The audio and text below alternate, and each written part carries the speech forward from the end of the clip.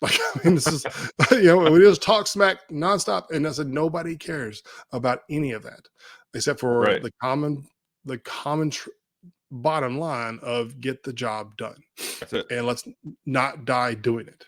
Yeah. And as the job of an infantry squad leader is to take 9 guys who have all these differences and make them all see the common goal and go do it. Yeah. Shoot, move, communicate. That's all I care about. And Yeah. can you do those 3 things? If afterwards you want to go home and have sex with somebody of same sex, different sex, I don't really care. Yeah.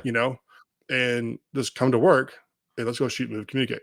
And that's the bottom line of, I think, any job out there is do your job. And I think Saban says that about Bill Belichick. So when he worked for Bill Belichick, he said that there's all these motivational signs in all these schools. You go to a Bill Belichick scene, there's one sign, it says do your job.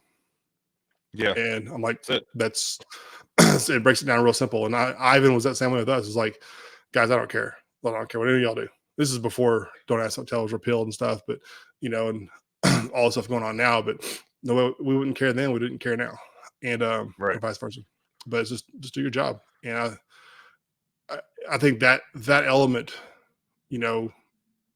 figuring out what you want to do is probably the hardest part of getting out. That's true. Because if you've done 20 years, you've kind of created an identity. That's true. And it's hard to shift from that identity. And it's kind of why I started a podcast, though, is I think guys get out, girls get out, whatever, and they miss that community. And Absolutely.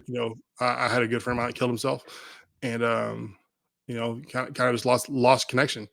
And it's hard to stand at the water fountain at the bank talking to your coworkers, and they're like, "Oh man, did you see Taylor Swift last night?" And you're like, "I just don't care," And then but I'm over here being like, "Oh yeah, so jumping on a plane, my parachute didn't work," and it's like, it's like what to say to you. It's like you don't, and then we find humor in it, right? It's like, "Oh my gosh, you were running, and then it blew up, and you were like, ah, and we're all laughing, like, because we find it hilarious." But you tell it to a civilian, they're like, "You shouldn't find almost dying funny." I'm like, "Oh no, it's hilarious. You just don't understand. You haven't experienced it, so you don't know what I'm talking about." And so that's kind of why I started